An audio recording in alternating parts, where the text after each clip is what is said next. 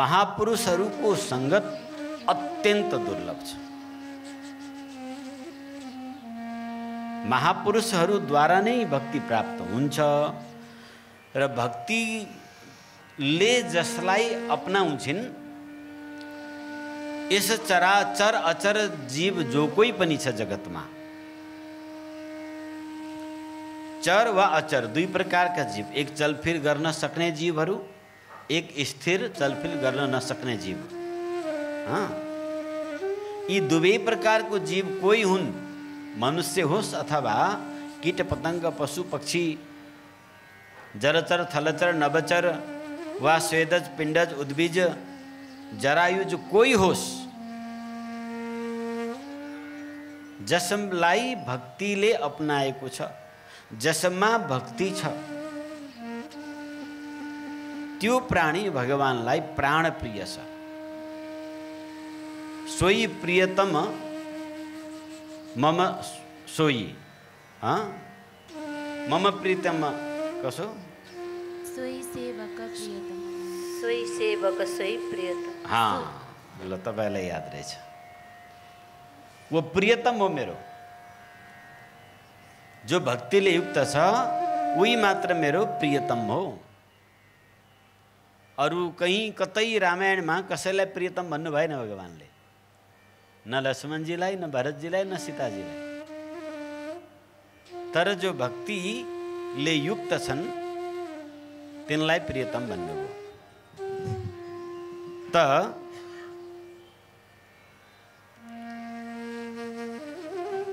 यी यस्ता भक्तिवन्त पुरुष दुर्लभ छन् र भक्तिले युक्त जो कोही नीचै प्राणी किन नहोस् त्यो मलाई अति प्रिय छ।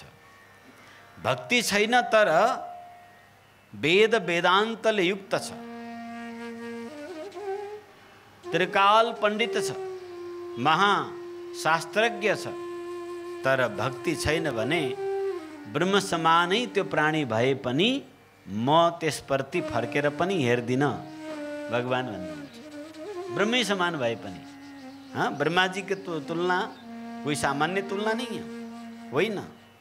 त्यस्ता भए पनि भक्तिवन्त छ भने सोपच आदि अत्यन्त अन्त्येष्ट मानिने पनि अत्यन्त प्रिय हुन्छ। त त्यो भक्तिवन्त महापुरुष महत संगस्तु दुर्लभो, महापुरुषहरूको संगत अत्यन्त दुर्लभ छ। और उहाँहरूको संगत भइहालो, दृष्टि भइगयो, कृपा भइगयो भनेदेखि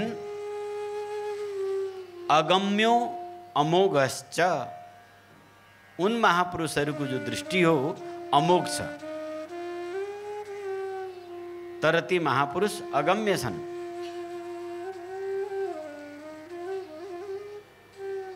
यसलाई हामी अलिकति भित्र पसेर राम्रोसँगले बुझौँ। प्रातःकालको सत्सङ्गमा तपाईलाई मैले केही उदाहरण दिएको थिएँ। महापुरुष दुर्लभ किन, के संसारमा महापुरुष छैनन् र? कि महापुरुषहरू खोज्नको लागि हिमालयको गुफा कन्दरामै जानुपर्छ र? या महापुरुषहरू धाममा मात्रै हुन्छन्?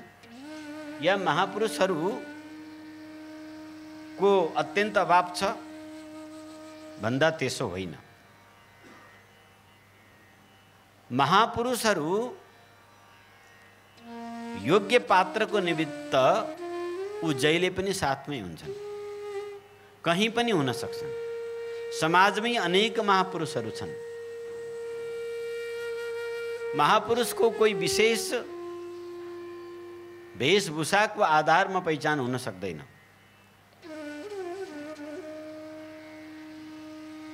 अनि नपहिचान्नको कारणहरू केही छ त बिल्कुल छ। के कारण छन् हामीले महापुरुषहरूलाई छुट्याउन नसक्नु, चिन्न नसक्नु? त्यो शास्त्रमा भनिएको छ, पापी सर्वत्र पापमा संगते, पापी सर्वत्र पापमा संगते। जिसका चित्त मन पापले युक्त छ त्यो व्यक्ति सबैमा शङ्काको दृष्टिले हेरिरहन्छ। शङ्कापूर्ण उसको चित्तवृत्ति भएको हुनाले यस्ता सशङ्कित व्यक्ति महापुरुष को पहचान गर्न सक्दैन। और ये बिल्कुल सत्य हो। संशय आत्मा को नाश हुन्छ। भगवानले भन्नुभएको छ संशय आत्मा विनश्यति।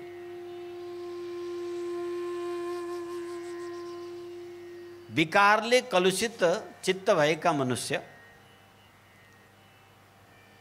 आफ्नै आफूमा उत्पन्न भएका कुवृत्ति कुविचार जस्तै अरूमा पनि ठान्छ र आफ्नो चित्तवृत्ति अनुसार अलग अलग अनुमान गर्छ।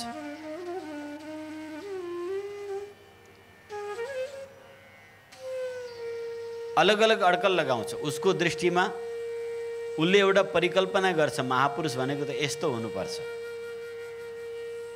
उसको आफ्नो परिकल्पना छ, न त्यो शास्त्र संगत छ न धर्म संगत हुन्छ।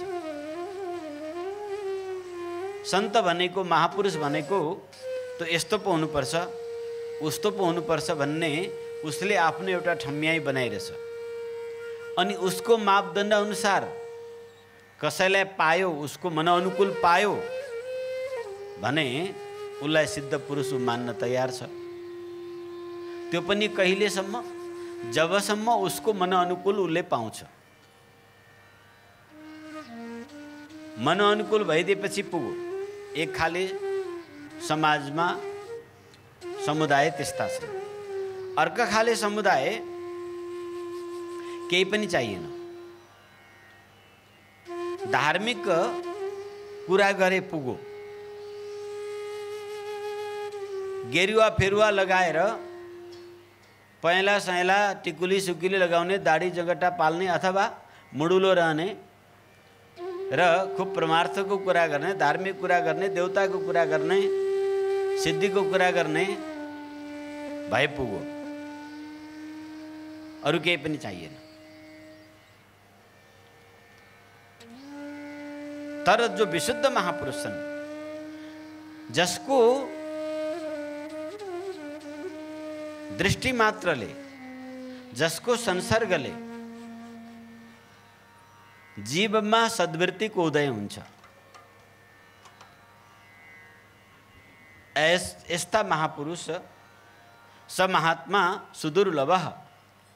भगवान भन्नुहुन्छ त्यस्ता महामना महापुरुषहरू सामान्य मनुष्यलाई त के, देवशरीका मनुष्यलाई पनि दुर्लभ छ। अर्थात् देवताहरूलाई पनि दुर्लभ छ। उनलाई चिन्न बडा गाह्रो छ। समाजमा विचित्र प्रकारका आध्यात्मिक साधु सन्त, पण्डित ब्राह्मण, सिद्ध कहलाउने मान्छेहरूको भ्रमार छ।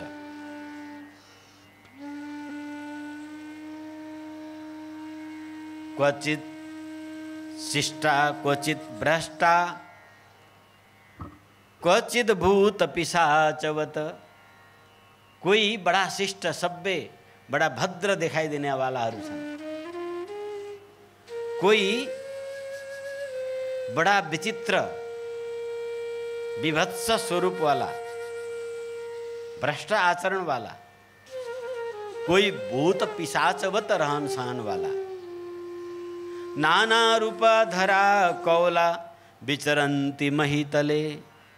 ये बड़ा विचित्र रूप धारीहरू समाजमा छन्। यहाँ शास्त्रको भनाइ अनुसार ती महापुरुषहरू कि त विचित्र रूप बनाएर समाजमा घुमिरहेका हुन्छन्।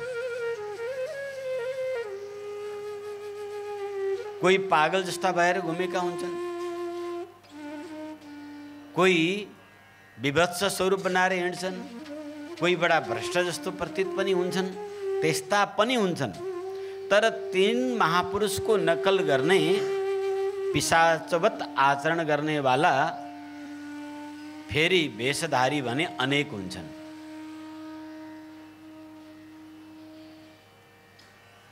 सुनेका हुन्छन्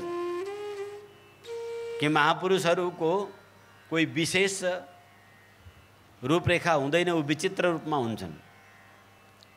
अनि पाखण्डीहरू पनि आफ्ना विचित्र रूप बनाएर आफूलाई सिद्ध बनाएर घुम्नेहरू हुन्छन्। जाके जटा और नख विशाला, कलियुग में त्यही प्रसिद्ध तापस कलिकाला।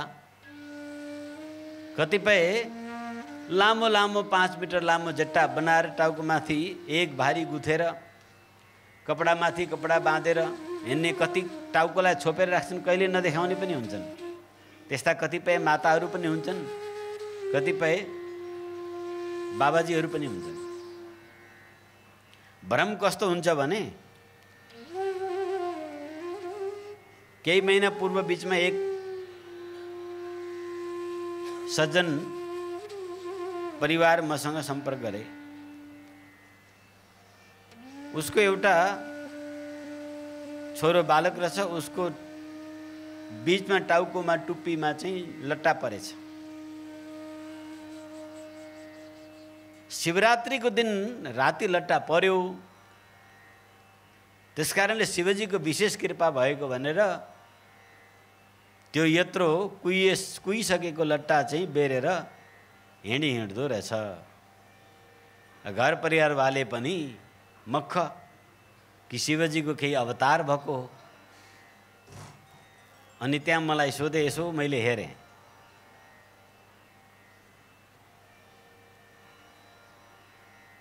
उसको भ्रम चाहिँ शिवरात्रिकै दिन परो लट्टा भन्ने। पछि निरीक्षण गर्दाखेरि त्यो बुङ्ग गनाएर सामने आसपास बसिन सक्नु जटाको स्थिति कुहिएर, अनि एकै दिनमा शिवरात्रिको दिन परो लट्टा। अब लामो कपाल छ, धुलो पसो कोर्दाखेरि जुगुल्ट्यो भनेदेखि लट्टा त परिहाल्छ एकैछिनमा। हामीहरू लामो कपाल पाल्नेलाई थाहा छ नि, कोर्दा कोर्दै उतिखेरै लट्टा परिहाल्छ। उसको टुप्पीमा लट्टा पर्यो, त्यसलाई चाहिँ एकाएक शिवजीको अवतार मानेर अनि रोगको पोको टाउकोभरि लिएर हिँड्छ। ती आस्थावान परिवार थिए, त्यस कारणले मैले आफ्नो केही हुँदैन भन्ने ग्यारेन्टीमा उहीँ कोसी किनारे ती जट्टा लट्टा उतार्न लगाएर बिचारा हलुङ भयो। मान्छेमा नाना प्रकारका भ्रान्तिहरू छ, अन्धविश्वासहरू छ। कोही लट्टा जट्टा बनाएर हिँड्छन्, कोही लट्टा जट्टा बनिहाल्यो भने लौ कृपा भएछ भनेर त्यसलाई जुम्राको पोको बोकेर हिँड्छन्, मैलको पोको बोकेर हिँड्छन्। तो कहीं सभ्य शिष्ट रूपमा, तो कहीं आफ्नो आचार भ्रष्ट देखाउँदै, कतै भूत प्रेतको भाँति उन्मत्त भएर नाना रूपले पनि नै होइन महापुरुषहरू हुन्छन्। प्रातः सत्सङ्गमा मैले एक उदाहरण दिएको थिएँ, त्यस्तै अमृतसर स्वर्ण मन्दिरको बाहिर जहिले एउटा पागल बसिरहन्थ्यो, जहिले पनि। केही महात्माहरू त्यहाँ सङ्गति बाहिर चौतारामा बसेर विषय चर्चा गरेको उनले सुनिरहेछन्। शास्त्रको अपव्याख्या सुनेर उनलाई सहन भएन, त्यो पागललाई। उनले हस्तक्षेप गरेर त्यहाँ उस तत्त्वको सही प्रतिपादन गरे। सधैँ पागल भनेर सबले छिछि दुर गरिरहेका व्यक्ति, उनको पोल खोलियो।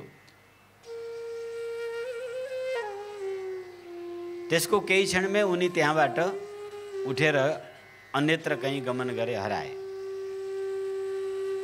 त्यस्तै हनुमानजी, गोस्वामी तुलसीदासजीले हनुमानजीलाई एउटा उन्मत्त पागलको रूपमा प्राप्त गरे। यो कथा प्रातको सत्सङ्गमा तपाईँले सुनिसक्नुभयो। त्यस्तै पुराणमा पनि कई कथा हुन्छन्, महाभारतमा पनि कथा छ। युधिष्ठिरले राजसूय यज्ञ गर्नुभयो। बडो धुमधामले यज्ञ आरम्भ भयो साक्षात् भगवानको संरक्षकत्वमा। यज्ञ पूर्ण भयो या भएन यसको पहिचान के हुन्छ प्रभु भन्ने जिज्ञासामा भगवानले भन्नुभयो कि कोही मेरा अनन्य भक्त तिम्रो यज्ञमा आएर प्रसाद ग्रहण गरिदिए भने आकाशमा ढोल नगाडा शङ्ख बज्नेछन्। त्यसलाई कई तरहले सुनाउँछन्, तर शङ्खनाद हुनेछ भनेको छ महाभारतमा। घन्टीनाद जो उसमा राखिएको थियो यज्ञमा, त्यो स्वयमेव निनाद गर्न थाल्छ। यज्ञ चलो, लामो समय चलो, संवत्सर पर्यन्त 1 वर्ष चलिरह्यो यज्ञ। जबसम्म शङ्खनाद भएन तबसम्म यज्ञ चल्ने निश्चय भयो। यज्ञ चलि नै रह्यो। अब राजसूय यज्ञ कोही सामान्य यज्ञ होइन, त्यसको व्यवस्थापन पनि कोही साधारण हुँदैन, सामान्य धनले पनि सम्भव छैन। त्यो त 5 पाण्डवै थिए, साक्षात् भगवानै तो त्यस्ता यज्ञ गर्न सके। विश्वभरिका सबै ऋषि मुनि सन्त महापुरुषहरू आएर यज्ञमा भाग लिइसके, यज्ञ प्रसाद ग्रहण गरे, परन्तु यज्ञमा घण्टनाद वा शङ्खनाद भएन। युधिष्ठिर अत्यन्त दुखी भएर भगवानको चरणमा गएर प्रार्थना गर्नुभयो, प्रभु सप्त ऋषिमुनि आमन्त्रित भइसके, अब हामीले चिने जानेको भेटेको कोही शेष रहेनन्। अझै पनि यज्ञ पूर्णताको कोही लक्षण आएन। प्रभु अब हजुर नै उपाय गर्नुहोस्। कहाँ छन् त्यस्ता भक्त जसलाई हामी आमन्त्रित गरौँ? भगवानले युधिष्ठिरको भावलाई बुझेर गङ्गा किनारे खोज्न पठाउनु भयो। अनेक गए विद्वानहरू खोज्न, कोही भेटेन। एउटा पागल चाहिँ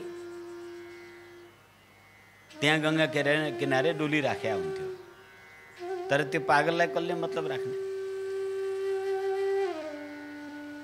सबै समाचार दरबारमा आएपछि सम्भवतः त्यही पागल नै हो कि भन्ने ठम्म्याइले कई लोग लिने गए। ती पागलले एक शर्त राखे, जसले 100 अश्वमेध यज्ञ गरिसकेका छन् तिनको निमन्त्रण भए उनको घरमा म प्रसाद ग्रहण गर्छु। यो समाचार पाण्डवहरूले थाहा पाएपछि अब पाण्डवहरू आफै लिन जानुपर्ने स्थिति आयो। नकुल सदैव क्रमशः गए लिन। उनको त्यही शर्त सुनेपछि खाली हात फर्केर आए। अर्जुन भीमसेन काँधमा उठाउने गरी म जान्छु भने कसेर गए, बोकेरै ल्याउँछु। तर उन पागल वेशधारी महात्मा सोपच रूपमा थिए। उनको तर्कपछि उनी पनि खाली हात लौटे। तब युधिष्ठिर आफै जान तत्पर भइरहेका थिए। द्रौपदीले भगवानको इशारा पाइन् अनि उनी गइन्। एवं प्रकारले नै महात्माजीले अर्थात् ती सोपच रूप पागलले द्रौपदीलाई पनि प्रस्ताव गर्नुभयो। तब द्रौपदीले विनम्र भएर, द्रौपदी जाँदाखेरि नै संस्कारयुक्त भएर गइन्। उनी दरबारदेखि खाली खुट्टा साम्राज्ञीपनाको अहङ्कार त्यागेर एक सरल हृदय लिएर भावपूर्ण भएर खाली खुट्टा प्रत्येक कदममा भगवान नाम जप गर्दै गंगा किनारे पुगिन्। गएर महात्माको उनले पञ्चाङ्ग शिर झुकाएर नमन गरिन् र हात जोडेर भगवत प्रसाद ग्रहणको लागि उनले प्रार्थना गरिन्। उनको यो शिष्ट व्यवहार प्रशंसनीय थियो। साथमा उनले चतुराईपूर्वक महात्माजीसँग तर्क गरिन् कि हे महात्मन, मैले त सुनेको थिएँ संत दर्शन को जाइए तजिमान अभिमान, ज्यों ज्यों पग धरत है हो त कोटि यज्ञ समान। म अनन्य भावले निष्ठापूर्वक हजुरको चरणमा दर्शनको लागि आइपुगेको छु। तो मैले घरदेखि हिँडेर यहाँ आइपुग्दा एक एक कदममा एक अश्वमेध नहीं 100 अश्वमेध यज्ञ को समान महापुरुषहरूले भनेका छन्। के मेरो श्रद्धाले त्यो यज्ञ सम्पन्न भएन र? युक्तिपूर्व यस प्रकार द्रौपदीले भावको विनम्रता बिछ्याएपछि महात्माजी पग्लिनुभयो। उनी द्रौपदीको साथमा युधिष्ठिरको राजयज्ञशालामा पधारे। यज्ञमा उनले भाग लिएर भगवत प्रसाद ग्रहण गर्दै थिए। जस्तै उनले एक ग्रास मुखमा राखे तो शंखनाद घण्टनाद स्वतः स्वस्फूर्त रूपमा भयो। यस प्रकारले यज्ञको भव्य दिव्य सम्पन्नता भयो। तर बीचैमा घण्टी बज्दा बज्दै एउटा घटना पनि घट्यो। द्रौपदीले आफैले बनाकी 56 भोग ती सन्तलाई भगवानको भोग लगाएर अगाडि राखिदिए। अनेकौं परिकार थियो।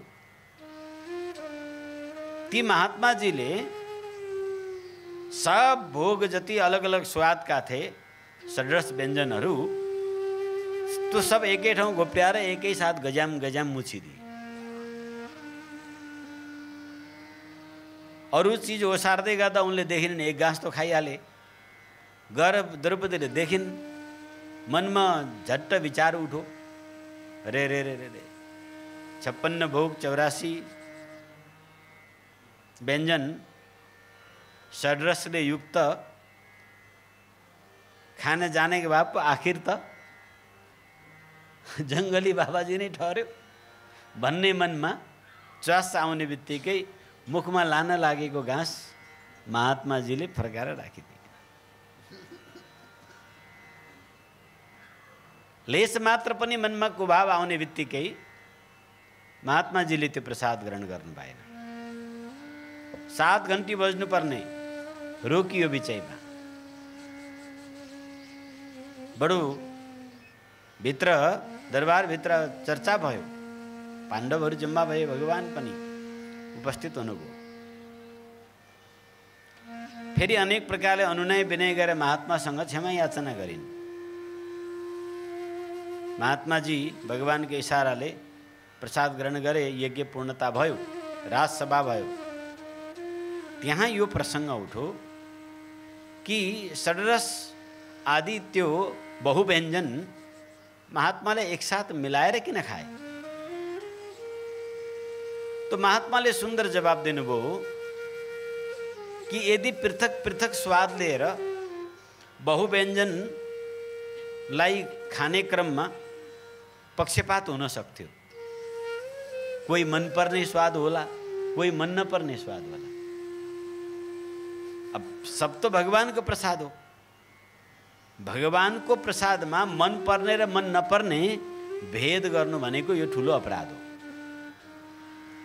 तो प्रसादमा भेद हुन्छ भनेर सबै एकसाथ मिलाइसकेपछि त कुन चाहिँ मिठो थियो कुन चाहिँ तितो थियो भन्ने त रहेन। त्यहाँ सब प्रसाद एक रूप भयो, प्रसादमा भेद हुने भएन। त्यस कारणले महात्माजीले सब एकसाथ मिसाइदिएका थिए। अर्थात महापुरुष को पहचान या प्राप्ति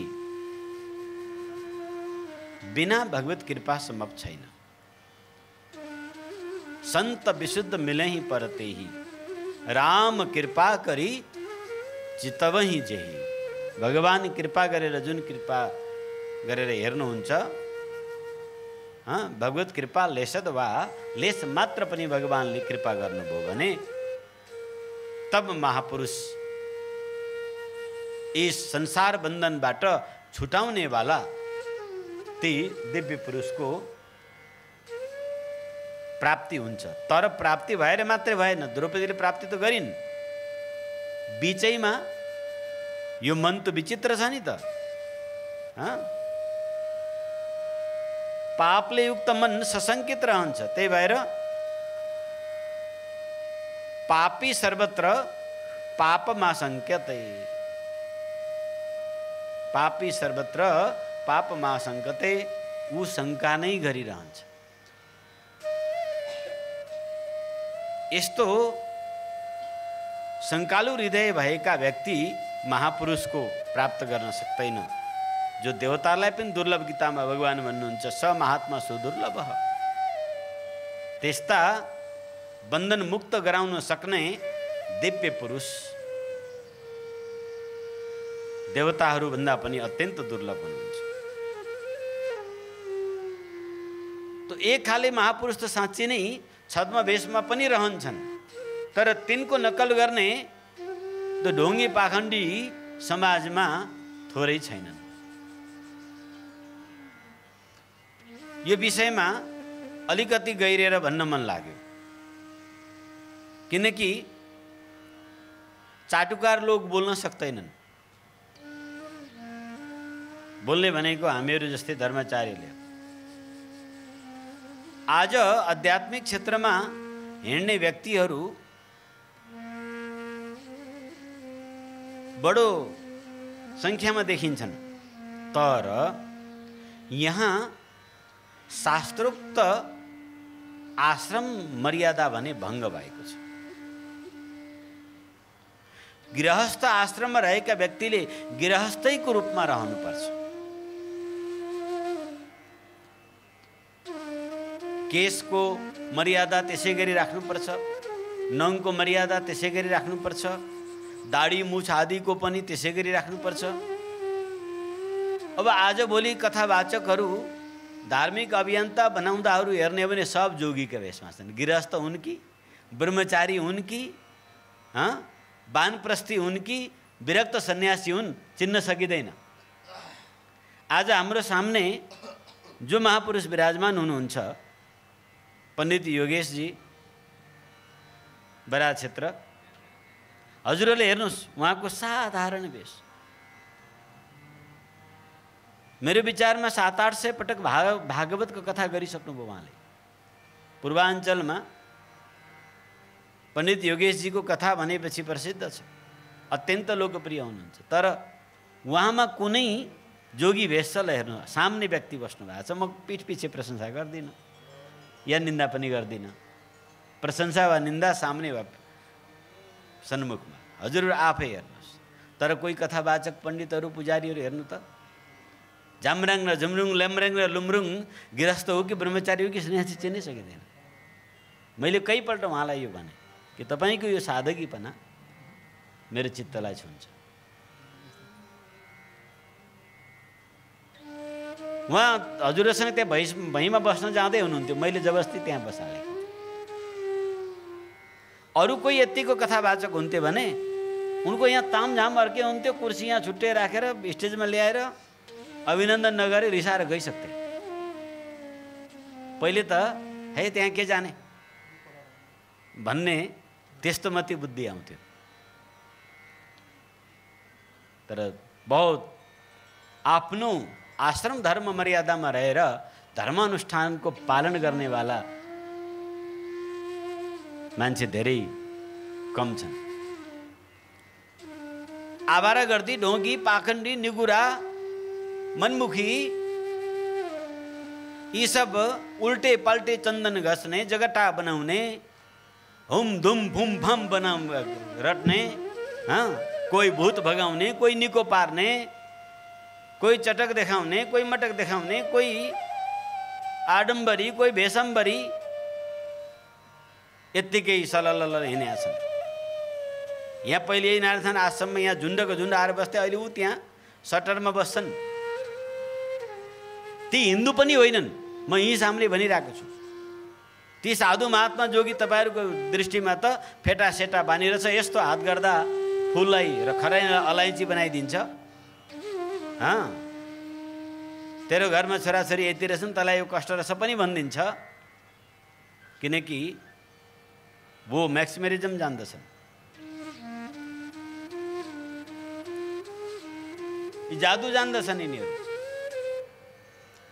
हातको सफाई माहिरताले गर्छन्।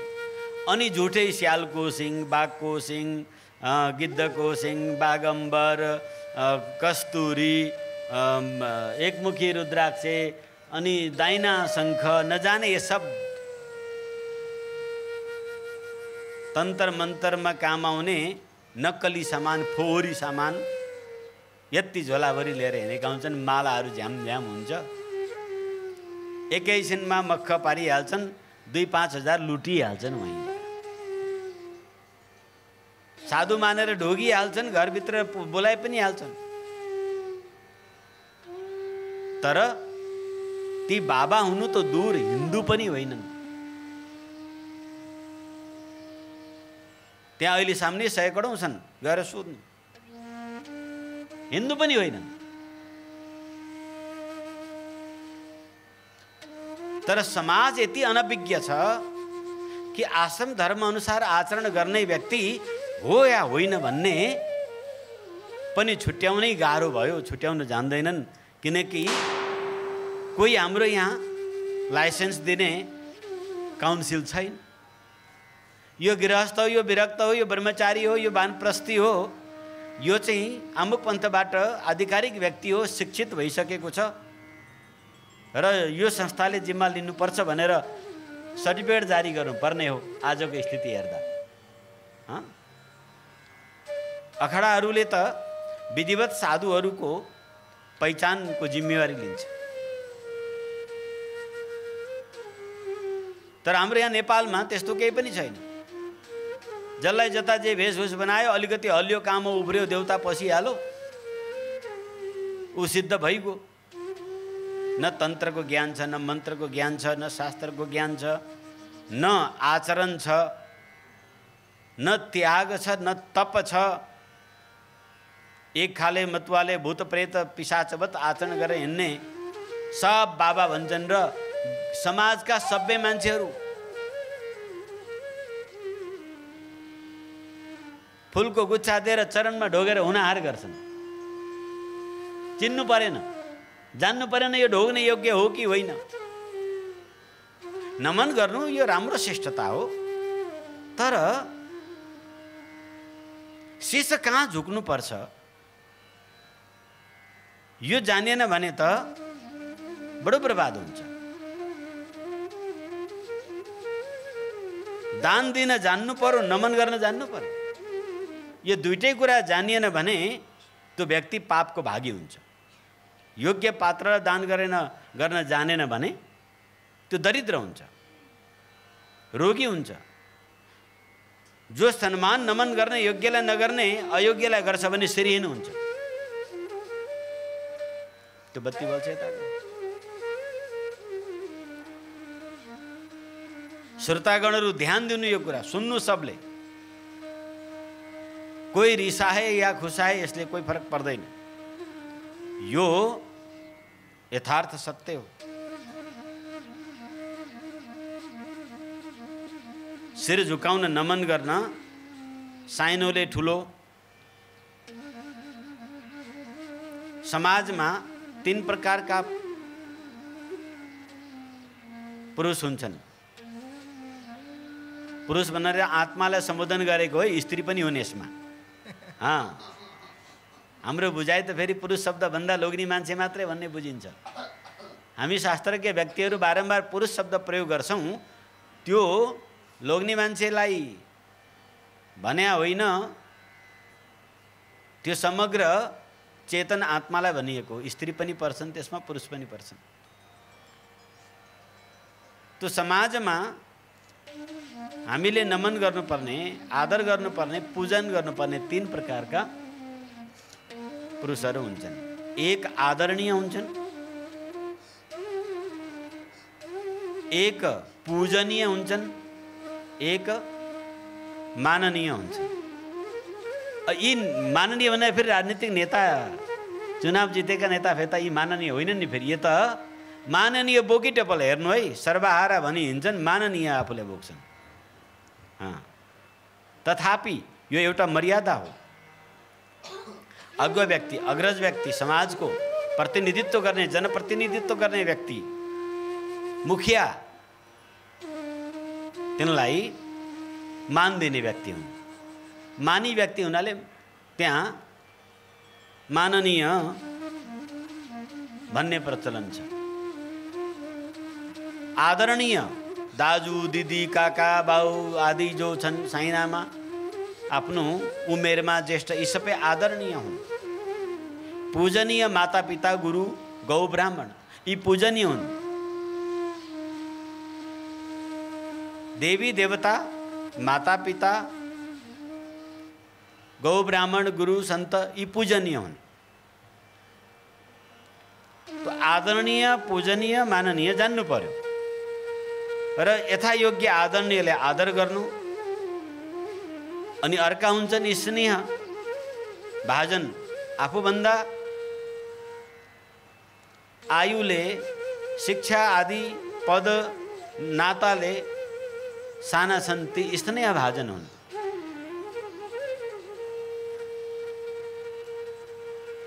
आफू समान मित्र हुन्। यो चिनेर, यो जानेर हामीले तत्त्वबद्ध व्यवहार गर्नुपर्छ। तर साधु सन्तको वेशधारी देख्ने बित्तिकै कुन पन्थको, कुन गुरुको, कुन शास्त्र सिद्धान्त, कुन इष्ट, कस्तो आचरण गर्नेवाला हुन्। ठिक छ, सन्त देखेपछि आदर गर, आदर गर्नुपर्छ। तर पूजनीय चरणमा ढोग्नको लागि चाहिँ फेरि माता पिता र निज गुरु बाहेक साष्टाङ्ग लमतन्न परेर चरणमा ढोग्न, कि त आफ्नो गुरुदेव, आफ्नो इष्ट परम्पराका, आफ्नो आचार्य परम्पराका, वंशभित्रका महनीय गुणाब्धय महापुरुष हुनु पर्यो।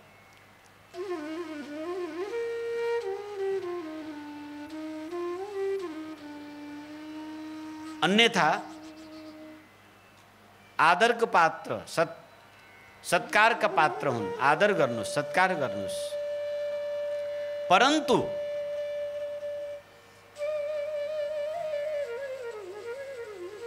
जान्न बहुत जरुरी छ। जतिले पनि मेरो आवाज यहाँ वा सञ्चारको माध्यमबाट सुन्दै हुनुहुन्छ, तपाईँ गृहस्थमा रहेर धर्म प्रचारक, धर्मवेत्ता, धर्मज्ञाता, संस्कृतज्ञ, संस्कारले युक्त हुनुहुन्छ भने कृपया तपाईँ गृहस्थीकै वेशभूषामा र पण्डित कहलिएर प्रसिद्ध प्राप्त गर्नुहोस्। स्वामीजी, महाराजजी, यो उपाधि गृहस्थौँको लागि होइन।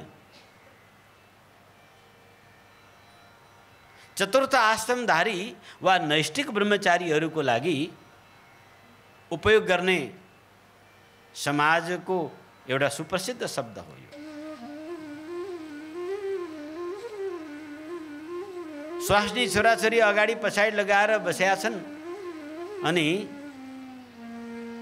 स्वामीजी श्री श्री 1008 अनन्त श्री विभूषित।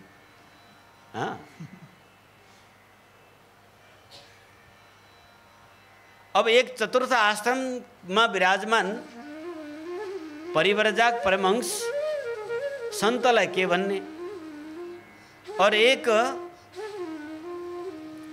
षोडशकर्म आदि पुरोहित्य गर्दै हिँड्ने अथवा पण्डिताई गर्दै गर्ने, यिनमा कसरी भेद छुट्याउनु? पञ्चकेश आदि जटाजुट पनि गृहस्थलाई राख्ने अधिकार छैन। सबै भेष हुनुपर्छ गृहस्थ आश्रमका मान्छेको। आफ्नो वंश परम्परा कुल रीतिरिवाज अनुसारको वेशभूषा हुनुपर्छ।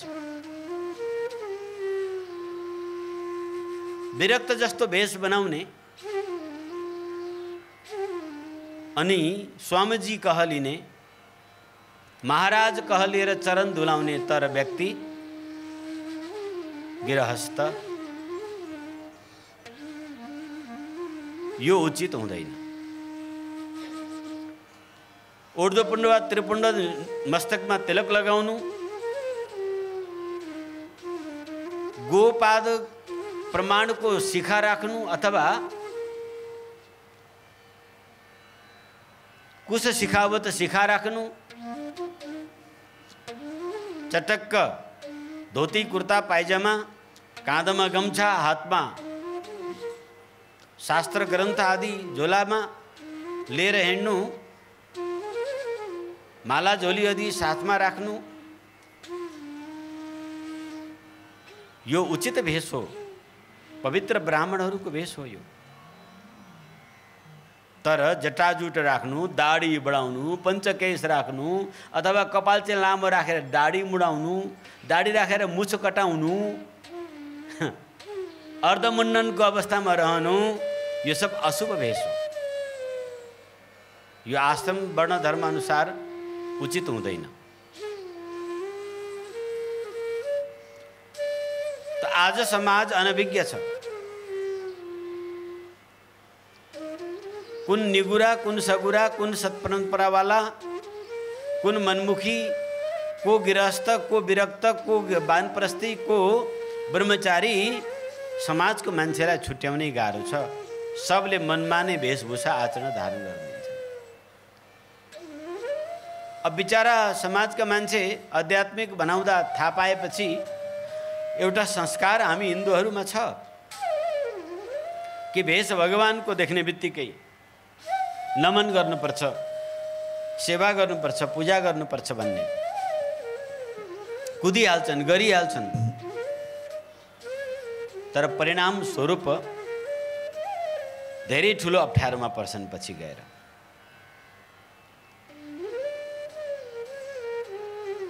सत्पुरुषको, महापुरुषको दृष्टि अमोघ हुन्छ, अमोघश्च। महापुरुष चिन्न बडो गाह्रो छ। पहिले त महापुरुष चिन्नको लागि केही लक्षणहरू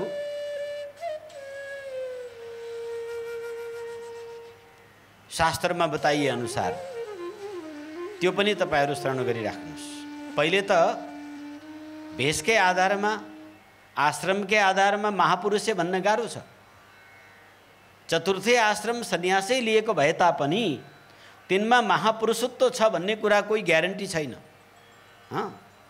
पागलै भेषमा छ र त्यो चाहिँ नीचै हो भन्ने कुरा पनि हुँदैन। तर हाम्रो वैदिक सनातनभित्र शास्त्रको मर्यादा अनुसार 4 आश्रमको मर्यादा छन्।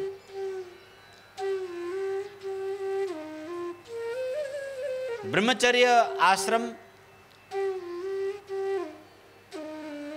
को आफ्नो मर्यादा छ।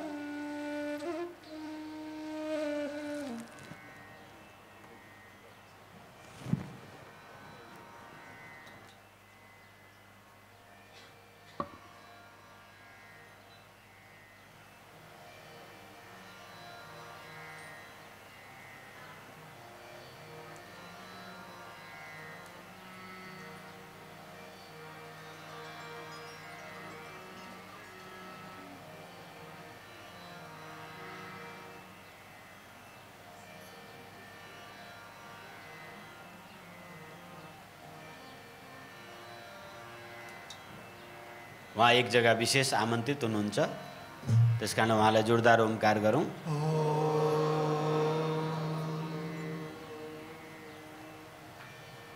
सुन्दा कटु लाग्ने तर सत्य यथार्थ समाजले बुझ्नै पर्ने विषय हो नि। ध्यान दिएर सुन्नुस्, ध्यान दिएर बुझ्नुस्।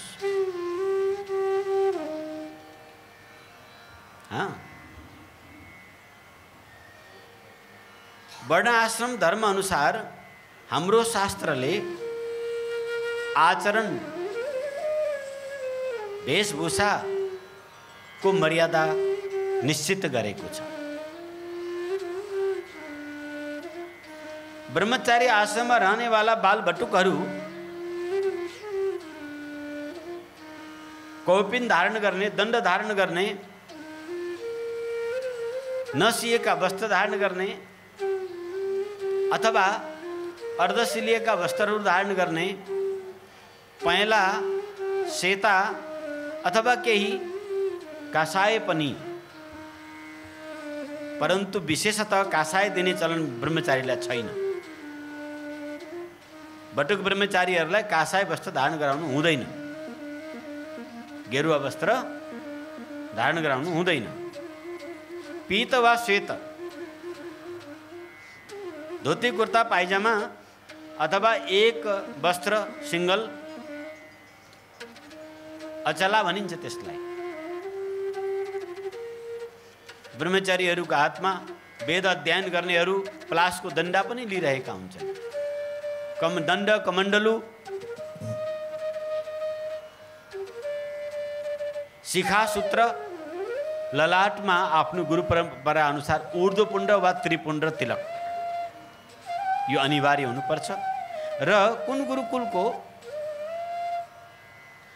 बटुकुन त्यो पहिचान हुनुपर्छ, त्यो मर्यादा हुनुपर्छ र त्यो मर्यादा अनुसार रहन्छन्। ती बाहिर जथाभावी घुम्ने माग्ने गर्दैनन्। अर्का खाले ब्रह्मचारी नैष्ठिक ब्रह्मचारी हुन्छन्। यी नैष्ठिक ब्रह्मचारीहरू हाम्रो पाँचै परम्परामा हुन्छन्। 5 सनातन परम्परा छन्, 5 आगम छ। वैष्णव आगम वैष्णव परम्परा, शैव आगम शैव परम्परा, शाक्त आगम शाक्त परम्परा, गणपत्य आगम गणपति परम्परा, शौर्य आगम शौर्य परम्परा। वर्तमान समयमा गणपत्य परम्परा र शौर्य परम्परा लुप्त भएको छ, त्यो छैन। शाक्त परम्परा र शैव परम्परा एक रूपता एउटै शङ्कराचार्य अनुगत भएर सञ्चालित भएका छन्। वैष्णव परम्परा शौर्य परम्परा एक रूपतामा छ र वैष्णव 5 प्रकारका वैष्णव परम्परा सबैको एक रूपता छ। तो यी 5 सनातन परम्पराभित्र वैष्णव नैष्ठिक ब्रह्मचर्य आश्रम, शाक्त वा शैव नैष्ठिक ब्रह्मचर्य आश्रम हुन्छ। नैष्ठिक ब्रह्मचर्य धारण गरेर ती नैष्ठिक ब्रह्मचारी भनेको चाहिँ गृहस्थ आश्रममा नपसिकन उनीहरू परिव्रजाक परमहंस बन्छन्, सन्यास लिन्छन्, चतुर्थ आश्रममा जान्छन्। एउटा क्रम चाहिँ के भयो त? ब्रह्मचर्यबाट वानप्रस्थ, गृहस्थ, गृहस्थबाट वानप्रस्थ, यो 4 आश्रम क्रमशः पालन गर्दै सन्यास लिने परम्परा एउटा रह्यो। 25 वर्षको उमेरसम्म विद्या अध्ययन गुरुकुलमा रहेर शास्त्र अध्ययन गरेर सबै विषयमा पारङ्गत भएका व्यक्ति गृहस्थ आश्रममा प्रवेश गरेर सद्गृहस्थको व्रत आचरण पालन गर्ने र 50 वर्ष उमेर नागेपछि एकावन बावन वन वानप्रस्थी वानप्रस्थ आश्रममा 12 वा 18 वर्ष वा 25 वर्षसम्म रह वानप्रस्थमा रहेर यज्ञ जप तप व्रत भिक्षाटनद्वारा बहुदक भएर समाजमा घुमेर आफूले ब्रह्मचर्य आश्रममा गृहस्थ आश्रममा प्राप्त गरेको अनुभवलाई नयाँ पुस्ताको लागि हस्तान्तरण गर्नको लागि गुरुकुलहरूमा, विद्यालय, शिक्षालय, आश्रमहरूमा रहेर निःशुल्क आफ्नो अनुभव विद्या अध्ययन गराउनु, समाजको लागि आफ्नो त्यागमय सेवा प्रदान गर्नु र तपयुक्त त्यागयुक्त निर्मोही भएर अनुशासित जीवन, यज्ञपूर्ण नित्य अग्निहोत्री भएर रहनु, यो वानप्रस्थी जीवन। जब तक हातमा बल छ, बाहुमा, इन्द्रियमा सक्रिय छन्, तब तक वानप्रस्थ रहेर ब्रह्म अध्ययन गर्नुपर्छ। ब्रह्मयज्ञ ब्रह्मोपासनाको कर्मकाण्डलाई भलिभाँति पालन गर्नुपर्छ र समाजलाई पनि यथाशक्य सुशिक्षित गर्ने काममा लाग्नुपर्छ। जब इन्द्रियहरू शिथिल हुन्छन्, ब्रह्म मुहुर्तमा स्नान गर्नु, व्रत आदिको पालन गर्नु असमर्थ हुँदै जान्छ, तब सारे शास्त्रोक्त कर्म तथा कर्मफल दुवै त्यागेर सन्यास ग्रहण गर्नु। वृजाहवन पूर्ण गरेर, आफ्नो पिण्डदान आफैले गरेर, अग्नि स्त्री त्याग पूर्ण सन्यास ग्रहण गरेर गेरुवा वस्त्र धारण गरेर परिव्रजक परमहंसको रूपमा कुटीचक भएर ब्रह्मचिन्तनमा निमग्न भएर ब्रह्म भावको प्राप्त हुनु अथवा भगवानको अनन्य भक्ति गरेर भगवत प्राप्ति गर्नु, यो क्रमशः चारौं आश्रमको पद्धति हो र यो सर्वश्रेष्ठ हो। यो 50 वर्षको उमेर नागिसकेपछि प्रपञ्चमा फस्नु हुँदैन मान्छेले। 30 वर्षभित्र जीवन सेटल गरिसक्नुपर्छ। जो स्त्री वा पुरुष ढिलोमा 30 वर्षभित्र आफ्नो लाइफ सेटल गर्दैनन्, त्यो मान्छे फेरि कामयाब हुँदैन। फेरि आगे बाँकी जीवन उसको तानातानी खिचातानी घिसापिटीमा चल्छ। 20 देखि 25 वर्षभित्र गृहस्थ आश्रमभित्र हर हालतमा प्रवेश गरिसक्नुपर्छ र आफ्नो जीवन यापन गर्ने लाइन व्यापार हो कि कृषि हो कि अथवा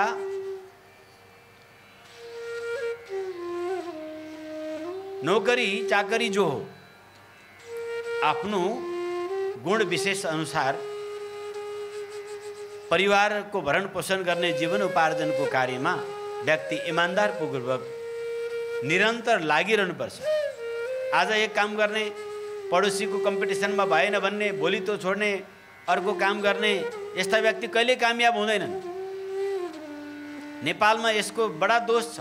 स्थिरतापूर्वक जीवन उपार्जनको कार्यमा लाग्ने मान्छेहरूको परम्परा धेरै कम हुन थाल्यो अहिले, जसले गर्दा मान्छे सुकुम्बासी, भोकमारी, रुवाबासीमा फँसेका छन्।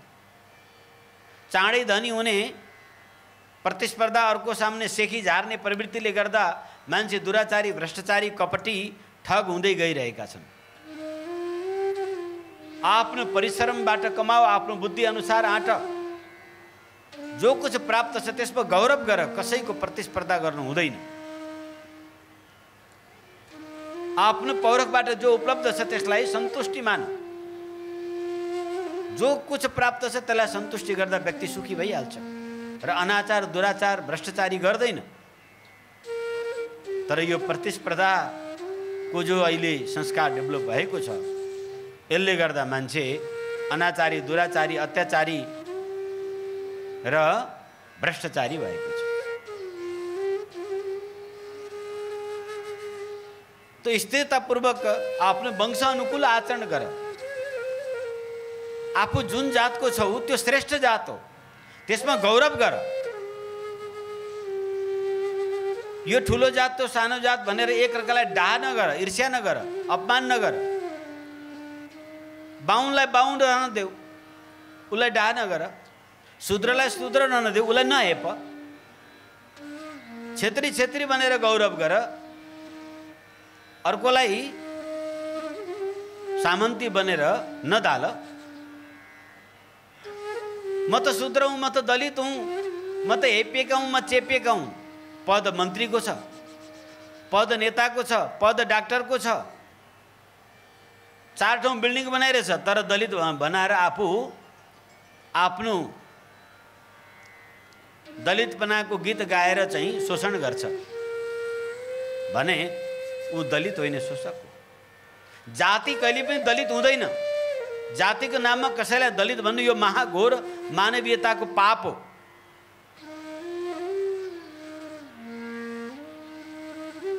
हामी जुन वर्णमा छौँ गर्व गरौँ।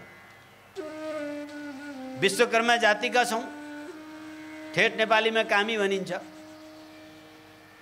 लोहेका फ्याक्ट्री खोलौँ, विभिन्न औजार मेसिनको विकास गरौँ, गरेकै छन्। यी घर बनाउने आदिदेखि लिएर यी सब कला विश्वकर्मा भगवानको नाम हो, भगवत पदवी हो त्यो। त्यसै गरी अन्य अन्य जति पनि दलित भन्ने जातिहरू छन्, धेरै त म जान्दिनँ, आफैमा गर्व गर्नुहोस्, शिक्षित बन्नुहोस्। आदिवासी मतवाली आफूलाई किन बनाउनु रुचाउनुहुन्छ? किन मतवाली बन्नुहुन्छ? म मतवाली हुँ भनेर आफूलाई चाहिँ मतवाला किन बनाउने? आफ्नो उच्च जातीय संस्कार गौरव लिएर उठ्नुहोस्। एक दूसरे संस्कृति, भाषा र जातिको सम्मान गर्नुहोस्। शास्त्रले भेद गरेका छैनन्, मान्छेले भेद गरेका हुन्। व्यक्तिको भेदपूर्ण व्यवहारलाई शास्त्रलाई आरोप नलगाऊ। यो बाहुनले यस्तो गरे, यो क्षेत्रीले यस्तो गरे, यी कामी दमाई सार्की मगर तमाङ भोटेले यस्तो गर्यो, यो समाजमा विखण्डन खलल मचाउनेवालालाई आतताई भनिन्छ। त्यस्ता आतताई दण्डका पात्र हुन्छन्। तिनलाई राजदण्डले दण्डित गरेन भने पनि ईश्वरले दण्डित गर्छ, प्रकृतिले दण्डित गर्छ।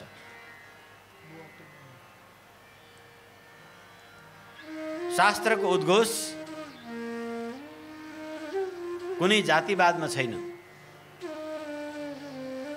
त आफ्नो वर्ण धर्म संस्कारले गौरवयुक्त भएर आफू उदाहरणीय बन्नुहोस्। तपाईँ जुन जाति संस्कार संस्कृतिभित्र जन्मिनु भयो त्यसलाई गौरव गरे यति माथि उठाउनुहोस् कि अरू व्यक्तिले तपाईँको जातीय संस्कार संस्कृतिलाई गौरव गरून्, प्रशंसा गरून्। एउटा पहिचान बनोस् तपाईँको विश्वमा भिन्न प्रकारको।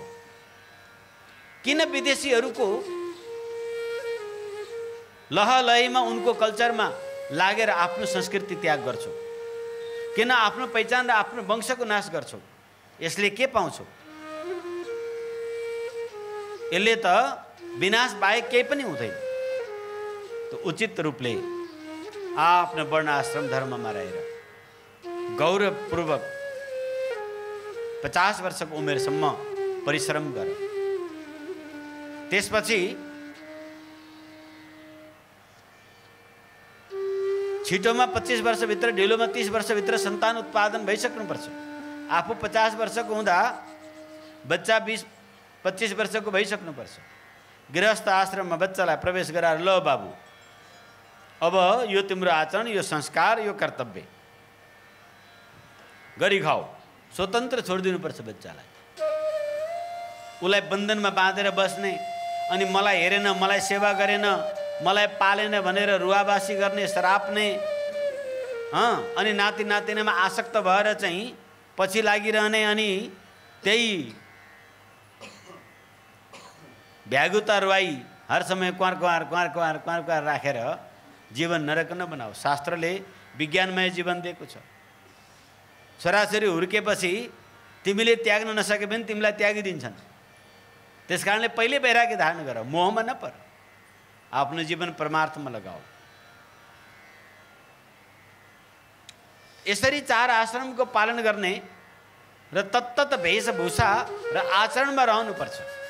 अर्को छ नैष्ठिक ब्रह्मचर्यको आश्रम। गृहस्थ वानप्रस्थमै नपसिकन सिधै ब्रह्मचर्य आश्रमबाट डाइरेक्ट बाल ब्रह्मचारी, आबाल ब्रह्मचारी भनिन्छन्, ती सिधा सन्यास आश्रम ग्रहण गर्छन्। दुर्लभ हुन्छन् यस्ता महापुरुष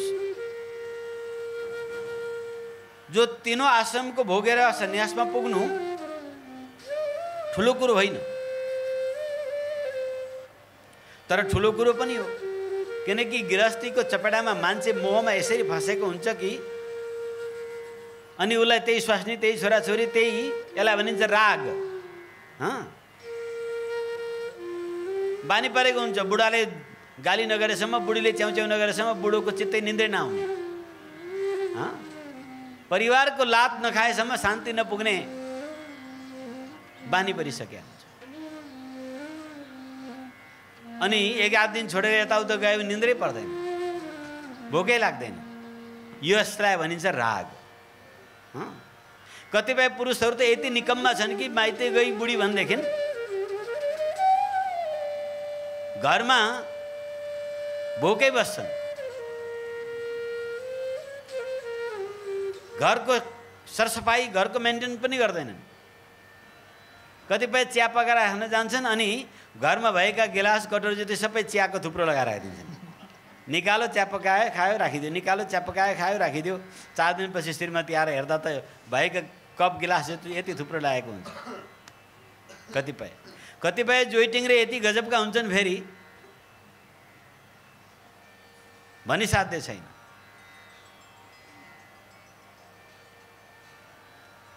आफ्नो मर्यादाबाट पनि पतन भएर कुद्छन्।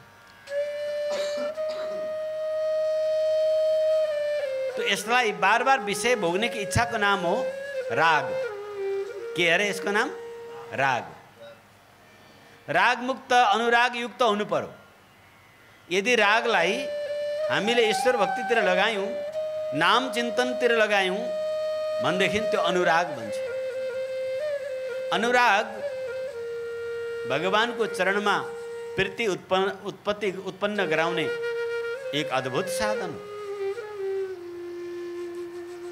अनुराग युक्त हृदयमा संत कृपा छिटो हुन्छ और उस अनुरागीलाई भक्तिको प्राप्ति छिटो हुन्छ और त्यस्ता अनुरागी भगवानको सान्निध्य सहजै प्राप्त गर्छ।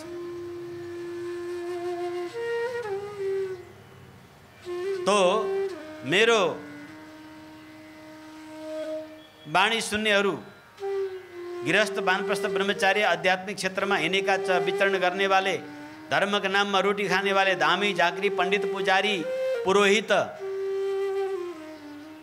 ओझा बिजुवा ज्योतिषी कान खोलेर सुन्नु। आफ्नो आश्रम धर्म को मर्यादा अनुसार वेशभूषा बनाओ र गुरुमुखी भएर परम्परामुखी भएर विधिवत शास्त्रोक्त जीवन जिएर आफ्नो जीवन धन्य बनाओ। यो समाजलाई धोका होइन, तिमी आफूलाई धोका दिइरहेका छौ।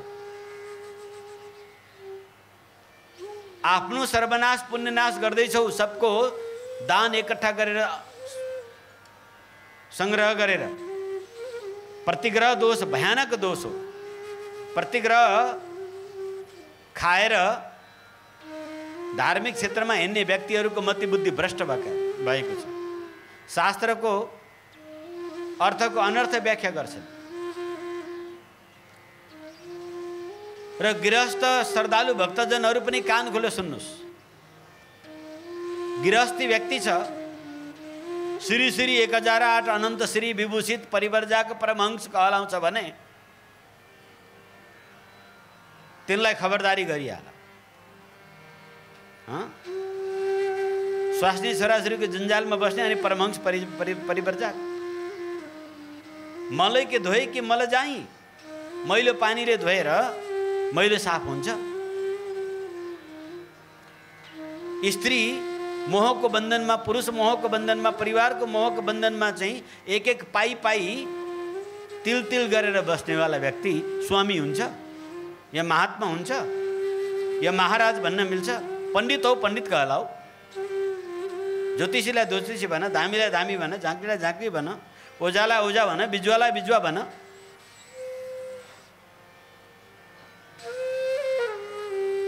तर कोही कहलाएर हिँड्छ भनेदेखि त्यो कुन मर्यादाले प्राप्त गर, उसले कुन आधारमा, त्यो बुझ्न जरुरी छ। जथाभावी गेरुवा वस्त्र धारण गर्नु पनि हुँदैन, यो पनि ध्यान राख्नुपर्छ। जो संत महात्माहरू हुन्छन् विधिपूर्वक सनातनमा प्रवेश गरेका र गुरुमुखीहरू, उनको आचरण बडा शुभ हुन्छ। उनको वेशभूषाहरू परम्परा अनुसार हुन्छ, मनमाने धारण गर्दैन। बहुरूपिया बनेर चाहिँ कहिले तेर्सो तिलक, कहिले ठाडो तिलक, कहिले कालो तिलक, कहिले रातो तिलक, कहिले सेतो तिलक, कहिले यताउता थोप्ला र थोप्ली, कहिले मुखभरि पोत्ने, कहिले सानो बिन्दु मात्र लगाई हिँड्ने, अनि भेष कहिले चोगा पहन्ने, कहिले फ्याङ्ला पहन्ने, कहिले गुदडी लगाउने, कहिले धोती पहन्ने, कहिले चाहिँ कुर्ता लगाउने, कहिले पेन्ट लगाउने, कहिले टाई लगाउने, बाबा बाबा बाबा। अनि फेरि दिने पछि आइतबारको अलगै, सोमबारको अलगै, मङ्गलबारको अलगै, बाह्रै पछिको ड्रेस। त्यस्तो बहुरूपिया भेष न सन्त ब्राह्मणको हो न कुनै आध्यात्मिक व्यक्तिको। यो अशुभ भेष भनिन्छ।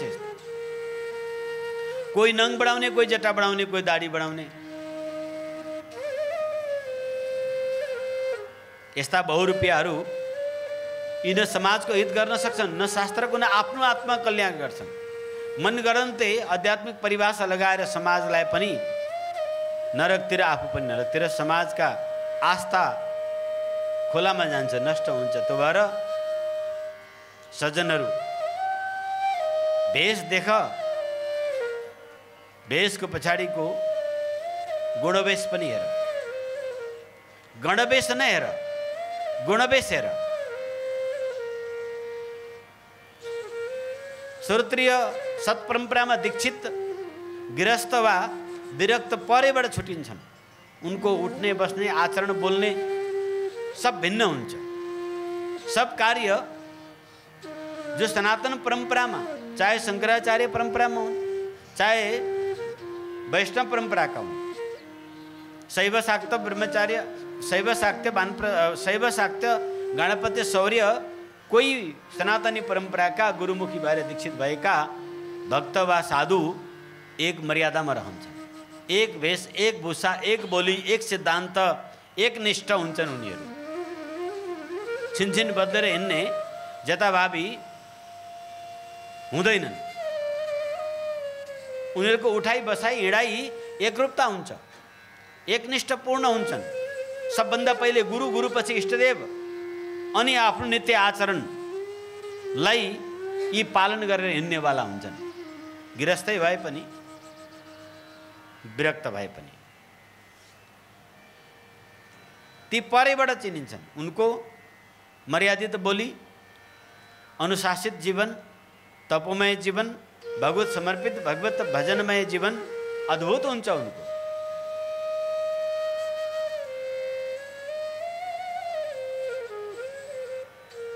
ती मध्ये श्रोत्रिय र ब्रह्मनिष्ठ। श्रोत्रियको अभिप्राय यहाँ वेद अध्ययन गर्ने, वेदको मन्त्र भाग र कर्मकाण्ड भाग दुई भाग छन्। मन्त्र भागलाई ब्राह्मण भाग र मन्त्र भाग। ब्राह्मण भागलाई ब्रह्म वेदान्त दर्शन,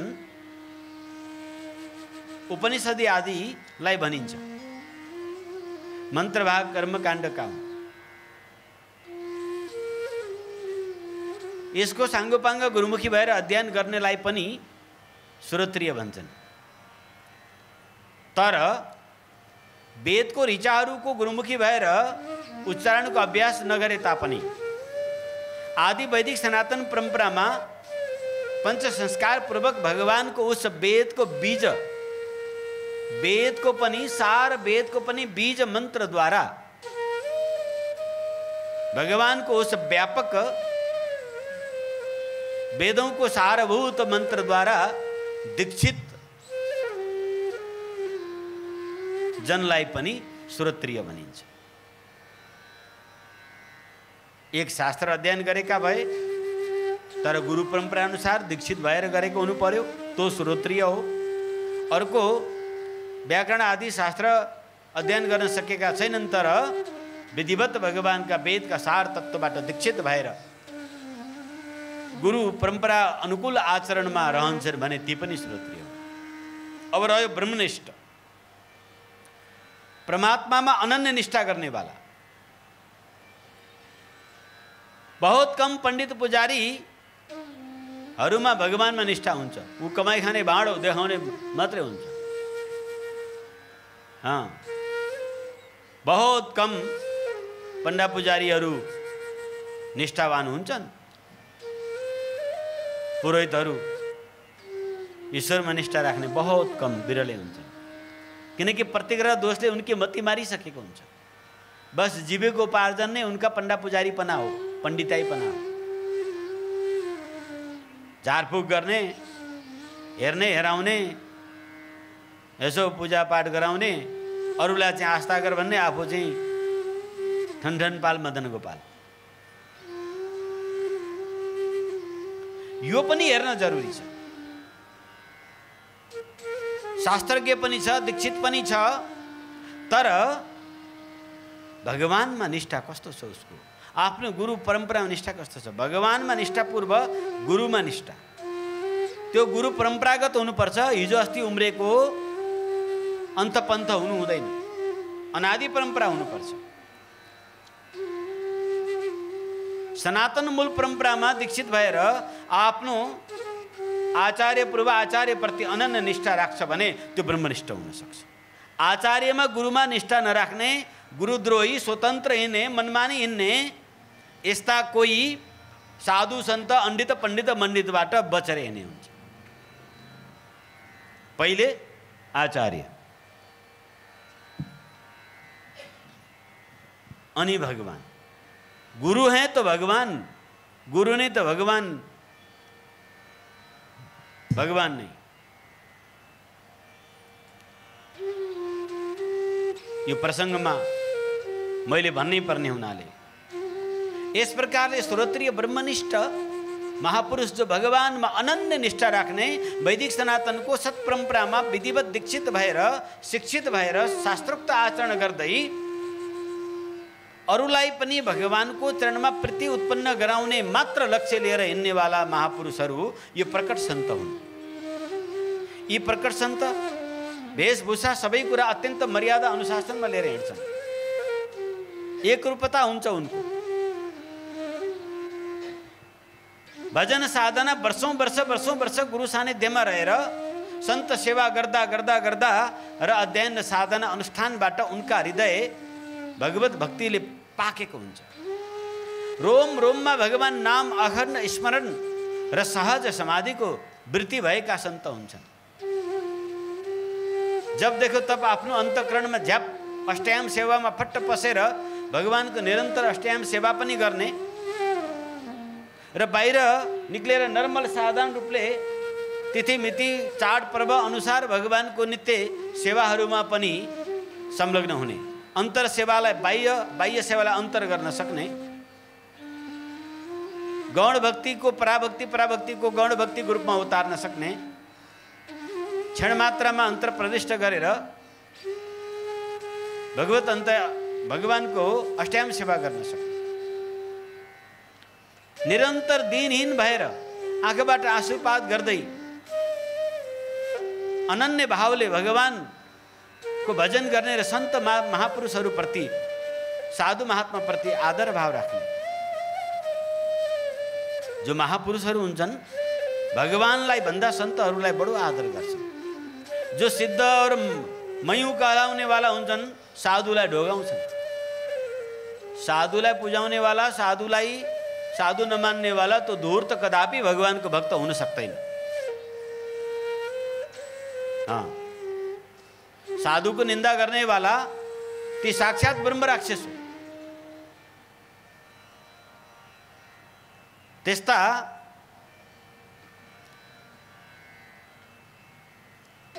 आचरण गर्नेलाई दूरैबाट त्याग्नुपर्छ।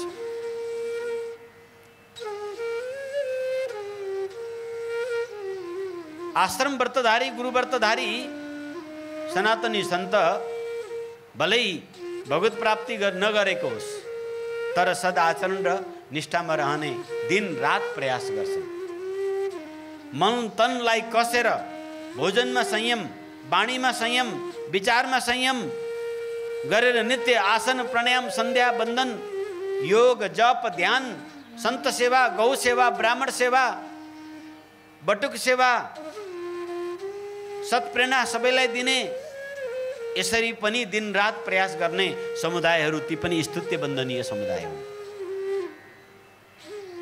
तर ती मध्ये भगवत प्राप्त महापुरुष, समाधि सिद्ध महापुरुष कोही विरलै हुन्छ।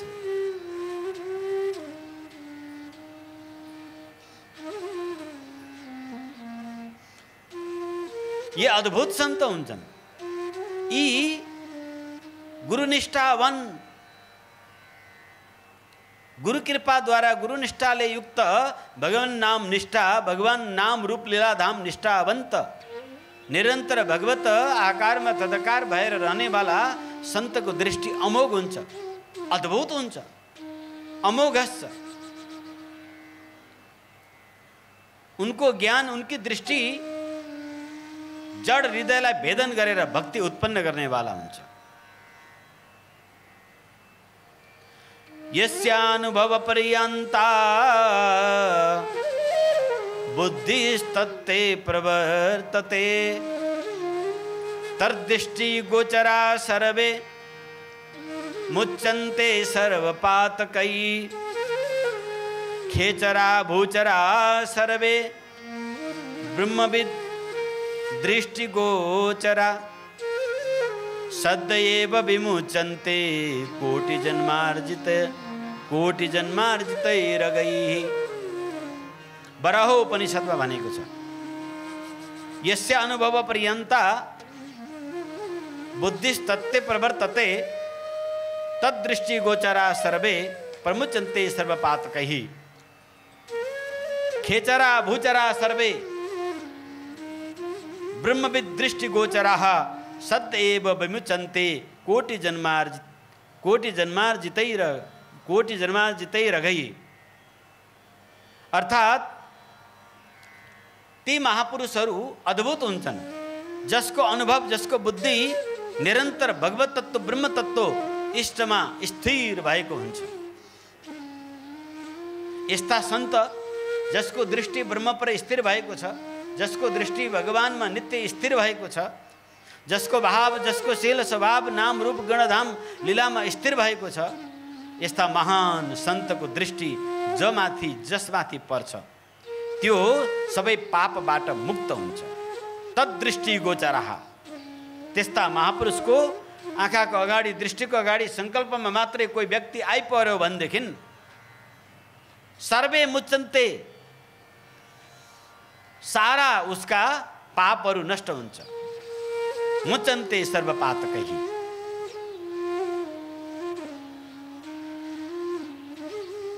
भयानक भन्दा भयानक पातकहरू जति छन् त्यो सब ती महापुरुषको दृष्टिबाट नष्ट हुन्छ। मुच्यन्ते, चाहे त्यो कोही होस्, खेचरा आकाशमा उड्ने वाला, भूचरा जमिनमा चल्ने वाला कोही होस्, सबै जो पनि महापुरुषको दृष्टिमा आउँछ। मनुष्य मात्र होइन, जीव जन्तु वृक्ष आदि पनि जहाँ महापुरुषले छोइदिए, जुन घरमा गएर ती महापुरुष बसे त्यो घर पीठ हुन्छ। जुन ठाउँमा ती महापुरुषले गएर तप गरिदिन्छन् त्यो ठाउँ आदिकालसम्मको लागि तीर्थ हुन्छ। तीर्थी कुर्वन्ति तीर्थानि, त्यस्ता महापुरुषहरू तीर्थलाई टेकिदिएपछि तब त्यो तीर्थ हुन्छ। तीर्थलाई पनि तीर्थ बनाउँछन्। मरुभूमि, उजड भूमि, मसान भूमिलाई पनि तीर्थ बनाइदिन्छन्, धाम बनाइदिन्छन्। जुन गुफामा त्यो महात्मा भजन गर्छन्, अनन्त कालसम्म त्यो गुफाको ऊर्जाले आध्यात्मिक उन्नति गराउनेवाला हुन्छ। जुन वृक्षको नीचे बसेर ती महात्मा तप गर्छन् त्यो वृक्ष फलदायी हुन्छ, त्यो वृक्ष धन्य हुन्छ, त्यो वृक्ष पनि तीर्थ हुन्छ, त्यो वृक्ष पूजनीय हुन्छ। जुन भक्तको, जुन भाग्यशालीको घरमा ती सन्तको चरण पर्छ त्यो घर तीर्थ हुन्छ। कहिले पनि त्यस्ता सन्त यदि तिम्रो घरमा टेकिदियो भने नबेच्नु, बसाइ नसर्नु। त्यो घरमा कुनै न कुनै दिन महापुरुषको अवतार हुन्छ। आफ्नो सद्गुरुदेवले बास बसेको कुल्चिदिएको घर आउने कालान्तरमा एकाध पुस्ताभित्र कोही महामना महापुरुषले अवतार लिने त्यस्तो पुण्यदायी हुन्छ। कुलम पवित्रम, त्यो कुल पवित्र हुन्छ, पितृमुक्त हुन्छन्। यस्ता महापुरुषले आएर एक गाँस पनि खाइदिए भनेदेखि सकल पितृमुक्त हुन्छ। त्यो भएर आफ्नो सद्गुरुदेव यस्ता महान महामना सन्तलाई प्रयास गर्नु, आफ्नो घरमा उनको पाउ परोस्। आफ्नो कमाईको एक कनिका भए पनि उन महापुरुषको सेवामा पुगोस्, एक त्यान्द्रो भए पनि ओस्याउने आसन होस्, चाहे खाने चामल होस्, उनको माध्यमबाट समाजमा लागोस्, उनको माध्यमबाट सेवा होस्, त्यो अनन्त फलदायी हुन्छ। तो खेचरा भूचरा सर्वे, भूतलमा विचरण गर्ने वाला चाहे आकाशमा विचरण गर्ने वाला चर अचर सबै जीवहरू ब्रह्मविद दृष्टि गोचरा, उस ब्रह्मविद महात्माको दृष्टि पर्ने बित्तिकै के हुन्छन्? मुच्चन्ते सर्वपातकै, समस्त पापद्वारा मुक्त हुन्छन्। अनि सदैव विमुच्यते, उन महापुरुषको अमोघ दृष्टिले उनमा ब्रह्म भाव, ब्रह्म भक्ति, ईश्वर प्रति भक्ति जागृत सहसा उठ्छ। त्यस्ता महापुरुषहरूले भुलवश कहिलेकाहीँ तपाईँलाई दृष्टि गरिदिए, संवाद गरिदिए, छुइदिए, बोलिदिए, त्यतिखेर तिमीले चिन्न नसके पनि उपेक्षा गरेर हिँडे पनि कालान्तरमा गएर ती महात्माको त्यो दृष्टि खेर जाँदैन। जब तिमीमा राम्रो संस्कार उदय हुन्छ त्यतिखेर ती महात्माले गरेका दृष्टिको फलस्वरूप भगवानको भक्ति भित्रबाट अकुलाएर आउन थाल्छ। कोटि जन्मार जितै रगही, करोडौं करोड जन्ममा आर्जित भएका समस्त पाप रग अगहर पापहरू जति छन् ती सबके सब सन्तको शरणमा जाने बित्तिकै नष्ट हुन्छ। बाराहो उपनिषदमा स्वयं भगवान बराह भन्नुहुन्छ, उपनिषदको वाक्य। त्यसै गरी श्रीमद् भागवत महापुराणमा भगवान स्वयं भन्नुहुन्छ, के भन्नुहुन्छ? सन्तो दिशन्ति चक्षुंसि, सन्तो दिशन्ति चक्षुंसि बहिरर्क समुत्थित, बहिरर्क समुत्थित देवता बान्धवा सन्तः, देवता बान्धवा सन्तः अन्त आत्महमेव च, सन्त आत्महमेव च। एकादश स्कन्धमा भगवान स्वयं भन्नुहुन्छ कि संसारको पदार्थ देख्नको लागि सूर्यको आवश्यकता पर्छ। आँखा ठीक हो अनि सूर्य हो, सूर्य छ अन्धो छ भने संसारको पदार्थ देख्दैन। आँखा ठीक छ अनि सूर्य उदय भएको छ भने उसले सकल पदार्थ जसरी देख्छ।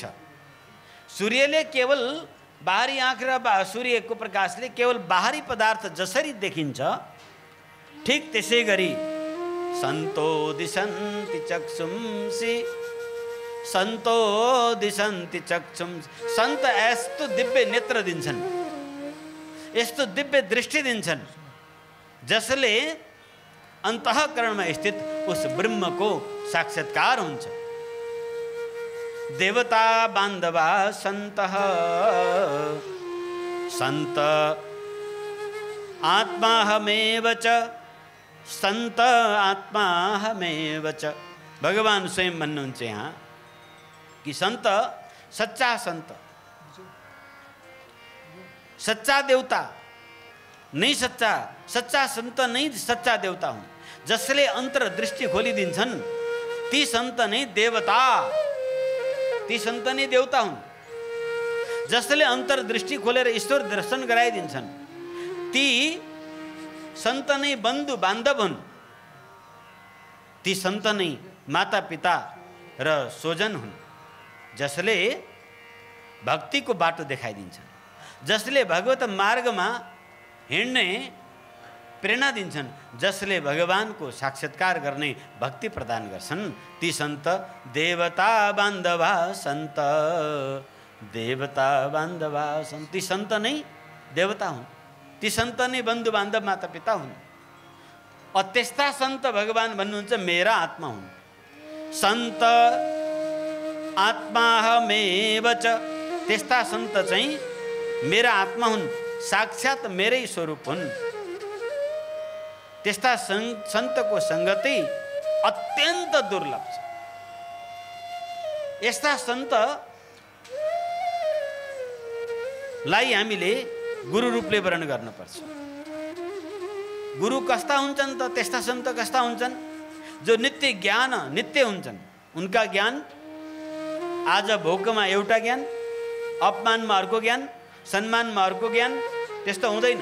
सम्मान पाए पक्क फुले सन्त बनी टोपले, अपमान पाए ब्रुक्को भरेर न्यु खोजिस भन्ने सन्त हुँदैन। उनको ज्ञान नित्य हुन्छ। उनी साक्षात ज्ञान स्वरूपा हुन्छन्, चेतन हुन्छन्, अमल हुन्छन्। जो आत्माको जो गुणधर्म छ त्यो सन्तको हुन्छ। आत्मा नित्य हो, सन्त नित्य हो। आत्मा अमल मल रहित छ, सन्त पनि मल रहित दोष रहित हुन्छन्। आत्मा ज्ञान स्वरूप छ, सन्त पनि ज्ञान स्वरूप हुन्। आत्मा चिदानन्दमय छ, सन्त पनि चिदानन्दमय हुन्छन्, चिदानन्द स्वरूप हुन्छन्।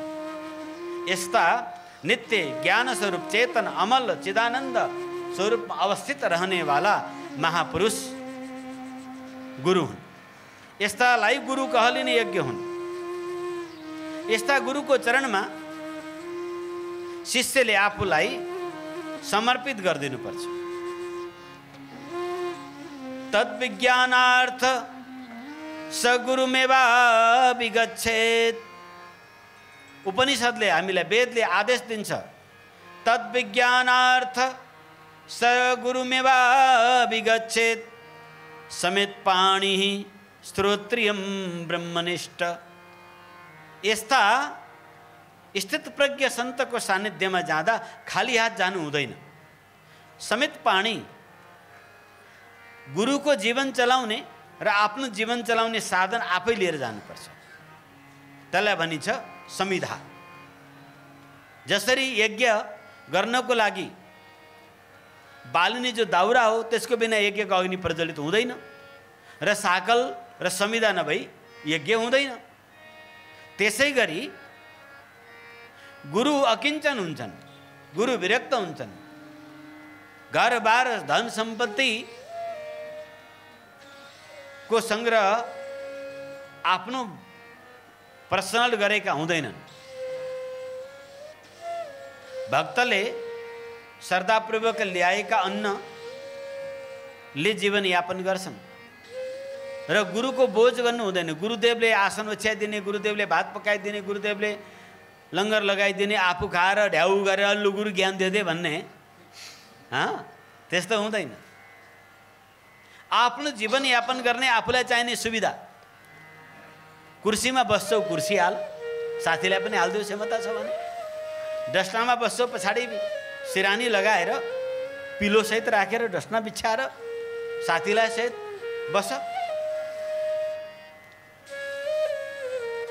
आरामदायक सोफामा बस्छौ, सोफै सोफा बिछ्याऊ।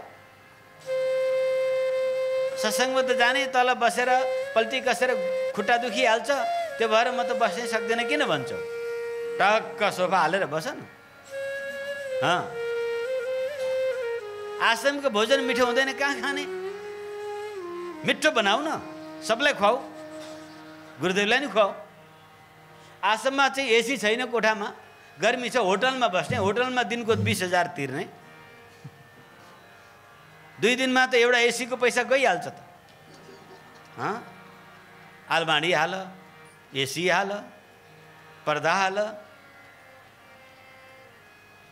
डबल सेक्सनको कमोड हाल, ऐना राख। गुरुदेवले ठिक्क पारिदिने। 10औं भिक्षा मागेर अनि चेलाजी ढलक्क ढल्केर चाहिँ अनि एसी रुम छ, भिआइपी रुम खोल, स्विट रुम खोल भन्ने। आश्रममा गएर ज्ञान पाउन जाने मान्छे। तर यहाँ श्रुतिले के भन्छ?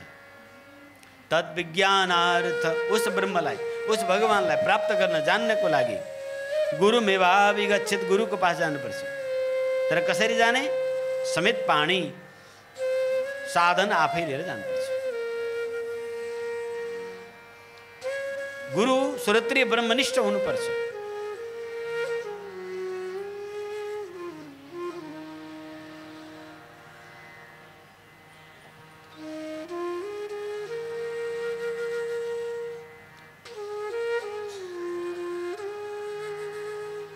तस्मै स विद्वान् उपसन्नाय सम्यक् प्रशान्त चित्ताय समन्विताय येनाक्षरं पुरुषं वेद सत्यं प्रोवाच तां तत्त्वतो ब्रह्म विद्याम। ब्रह्मनिष्ठ गुरु को शरण में जाने शिष्य शांत चित्त स्थिर मनले हुनुपर्छ। समदवा आदि साधन इन्द्रियलाई नियन्त्रण गर्ने, सम मनलाई कन्ट्रोल गर्ने, वशमा गर्ने, इन्द्रिय शरीरलाई स्वच्छ सफा राख्ने, शौच पवित्रता, शरीरको भित्री शुद्ध बाहिरी शुद्धतालाई शौच भनिन्छ। इन्द्रियलाई नियन्त्रण गर्नु दम भनिन्छ, मनलाई नियन्त्रण गर्नु सम भनिन्छ। सम दम तितिक्षा श्रद्धा समाधान उपशमन विवेक विरति यो षट सम्पत्ति साधन चतुष्टयले सम्पन्न हुनुपर्छ शिष्य। एकदम शिष्ट भएर श्री गुरुको चरणमा गएर आफ्नो सद आचरणबाट सत्पात्र हुने परिचय दिनुपर्छ। गएर डिङ हाँकेर होइन।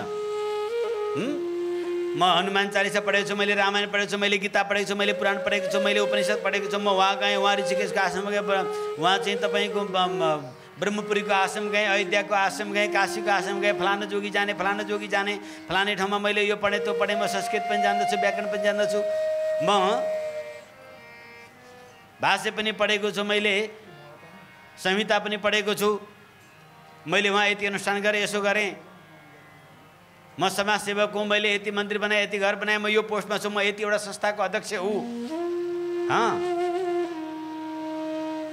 मेरा फलाना साधु आउँछन्, मेरा फलाना जगतगुरु छन् नि, उनी मेरामा आउँछन्, क्या डिङ आँक्छन् है।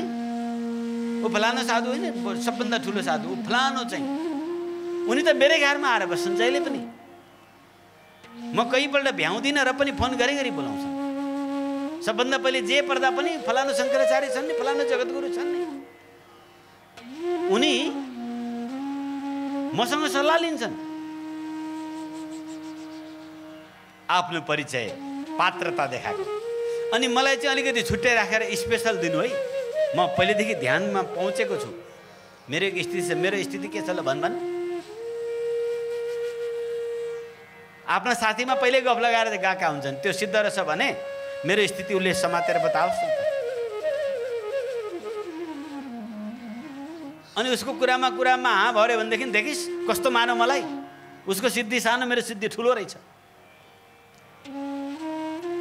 मेरो गुरु बन्ने योग्य रहेनछ। कठै आफैलाई वञ्चना गर्छ।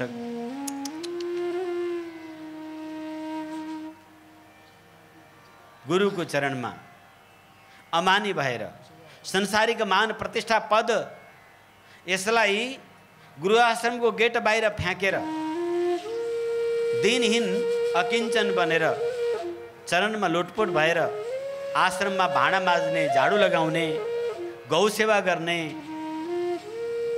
गोडमेल गर्ने, फुलबारी सजाउने, तुलसीबारी सजाउने, गिट्टी कुट्ने, मसला मुछ्ने, ईट पत्थर लगाउने, गुरु चरणको दबाउने, सबको जुठो भाँडा माझ्ने, आफूभन्दा केही न कामका मजदुर पनि ओइ यो गिलास उठा भन्यो भने जी हजुर म त सचिव हुँ, म त वकिल हुँ, म त डाक्टर हुँ, म त समाजसेवा, म त यस्तो पूर्व मन्त्री, पूर्व नेता अथवा यति संस्थाको म यति धनी, तँ जस्ता नोकर राखेको मान्छे, म तेरो जुठो गिलास उठाउने आएको हुँ यहाँ भन्ने अभिमान मुखले नबोलिने मनमा चस्सा आइदियो भने पात्रता भएन। तो इस प्रकार शिष्टतापूर्वक श्री गुरु चरणमा रहेर बलिभाँति समय दिनुपर्छ। ए गुरु आए ज्ञान दे भन्नु अनि दीक्षा लिनु अनि हिँड्नु खुरुखुरु। गुरु घण्टाल हामीहरू धेरै भेट्छौँ यहाँ।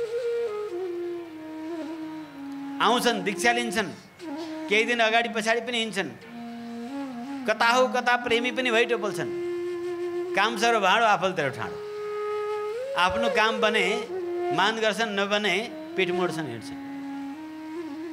कति भक्तहरू आफ्नो संसारिक काममा विशेष गरेर सन्तानको लागि आउनेहरूमा सन्तान भएन भनेर धाउँछन् धाउँछन् धाउँछन्।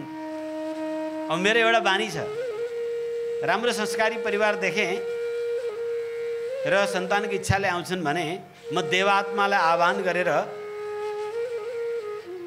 सन्तान होस् भन्ने प्रयास गर्छु। किनकि आजको समयमा सबै दुरात्मा जन्मिन्छन्, सबै प्रेत आत्मा, दुरात्मा, सबै असुर आत्मा सब कोखमा पसिहाल्छन्। किनकि योग्य माताको गर्भ, योग्य पिताको वीर्य छैन। कर्म अपवित्र, भोजन अपवित्र, विचार अपवित्र, गर्भ अपवित्र। न एक पत्नी व्रता न एक पति व्रता। पवित्र आत्मा, पवित्र गर्भ, पवित्र कुलमा मात्रै आउँछन्।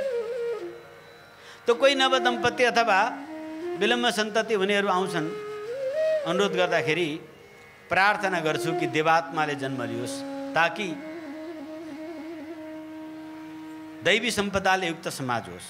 यो मेरो सदैव प्रयास हो।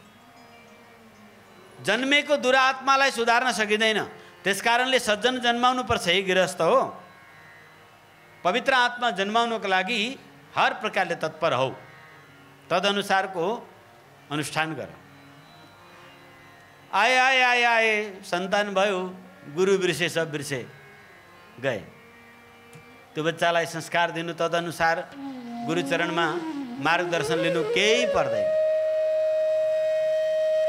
पछि जब कोही आपत्ति विपत्ति आउँछ नि, बच्चा हुँदैमा त बच्चा सबै कुरा सफल भएन नि त। असल पनि हुनु पर्यो, निरोगी पनि हुनु पर्यो, दीर्घजीवी पनि हुनु पर्यो कि होइन? त्यो चाहिँ बिर्सिन्छ।